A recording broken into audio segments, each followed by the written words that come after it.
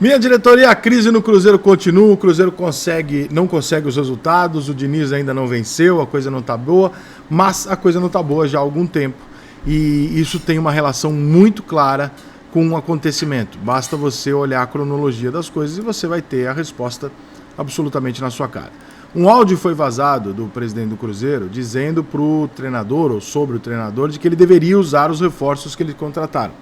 Que é algo absolutamente normal no futebol. É absolutamente normal e correto, justo, tá? Se eu sou presidente de um clube, eu contrato 10 jogadores caros, eu vou cobrar do meu treinador e falar, cara, eu contratei os caras aqui, você precisa botar os caras para jogar, né? Porque eu contratei esses caras para isso e tal, nós fizemos um investimento, nós somos uma empresa e como qualquer empresa, a partir do momento que eu compro um equipamento novo, eu não quero que você fique deixando de lado o equipamento, eu coloquei eles para ser testado. O Cruzeiro vinha fazendo um bom Campeonato Brasileiro, ele bate o Botafogo por 3-0, esse áudio vaza no mesmo período ali, no intervalo de 2 dias, esse áudio vaza, o Cruzeiro perde pro Fortaleza em casa, empata com o Galo e dali para frente perde pro Boca Juniors, empata com o Vitória, ganha do Boca Juniors nos pênaltis, e aí perde para o Internacional, empata com o Internacional, 2 jogos de retomada lá daquele período das enchentes, ganha do Goianiense, perde para o São Paulo, ganha do Libertad, perde do Cuiabá, empata com o Cuiabá, empata com o Libertad, empata com o Vasco, perde do Fluminense,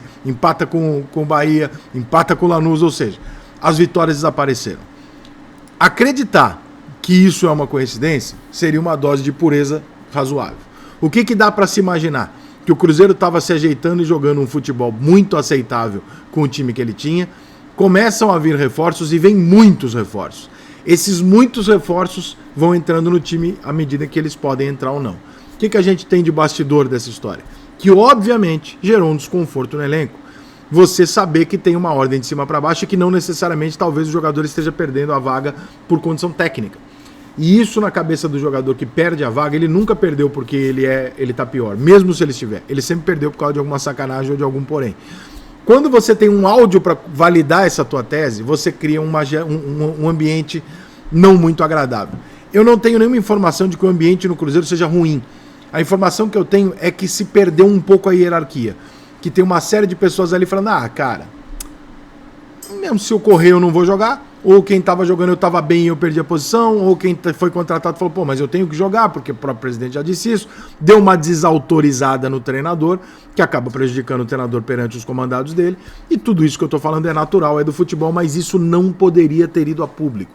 Isso acontecer dentro do futebol é dia a dia, é normal, todo presidente faz isso, todo dirigente faz isso, todo treinador ouve isso.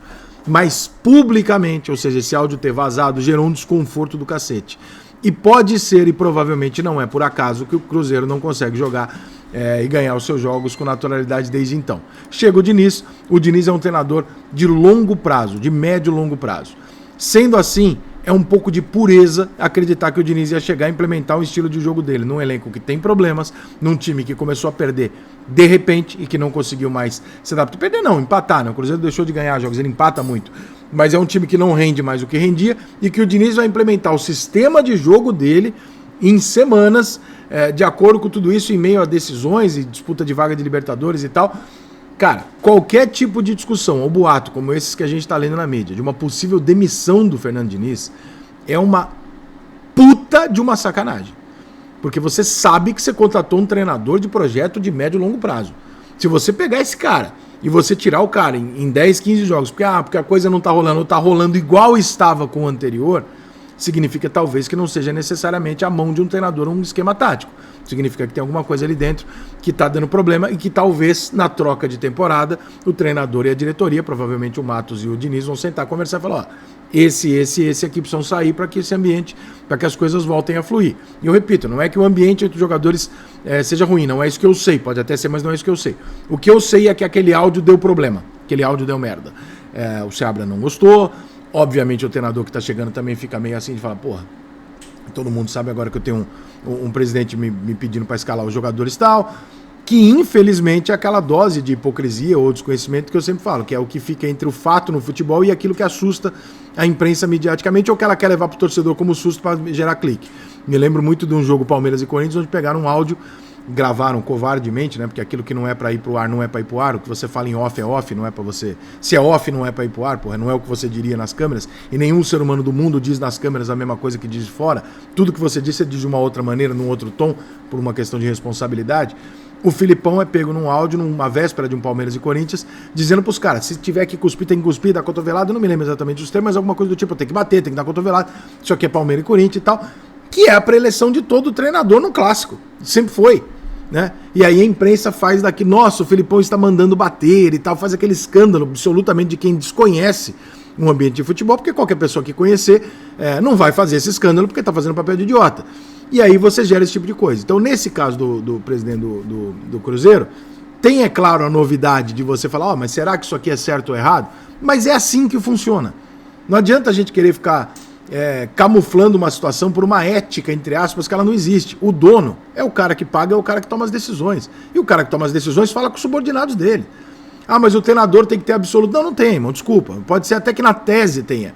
Mas na prática, quem pegou e gastou 200, 300 milhões, vai chegar para o responsável da empresa dele, e agora é uma empresa, e vai falar, querido, eu quero o resultado, e eu quero que você teste e coloque isso que eu coloquei. Eu comprei essas 3 máquinas, e eu quero que você coloque para funcionar. Não, mas é porque está funcionando bem. Não, eu comprei as 3 máquinas para melhorar. Você vai testar as máquinas para ver se melhora. Caso contrário, eu vou ficar puto, eu vou demitir você.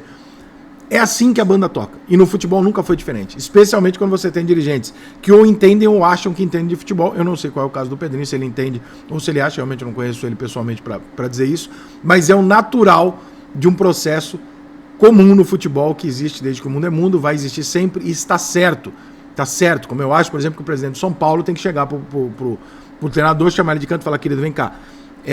Eu não contratei o Lucas para você improvisar ele pro Luciano jogar de 10. Não foi o caso. Se quiser improvisar, você improvisa o Luciano. Ah, você está interferindo. Estou. É isso. Eu contratei para isso, ele é a minha maior joia, eu não quero que ele seja sacrificado.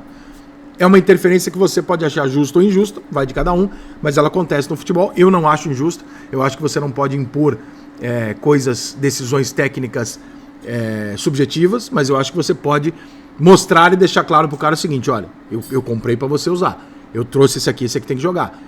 Porque quem costurou o acordo foi você. Você não sabe o que você prometeu para o empresário, para o jogador, etc. Então, tem algumas situações que o treinador tem que se adaptar. E aí, bom treinador é aquele que consegue se adaptar a todas essas situações, entregar o resultado de modo que até 2 ou 3 que ele não cumpra, o presidente vai chegar e falar, mas ele fala, olha só, por causa disso, é por isso que está funcionando. Porque o treinador, ele é um subordinado do direção. E, portanto, essa relação é absolutamente normal, embora no futebol assuste. Hoje, discutir a demissão do Diniz é uma burrice e uma falta de planejamento terrível. Você contratou um treinador de médio e longo prazo. Se você usar o curto prazo para pensar em demiti-lo, cara, aí eu vou começar a acreditar que aquele áudio lá tem um fundo de despreparo. O Cruzeiro não pode discutir hoje uma possível demissão do Fernando Diniz.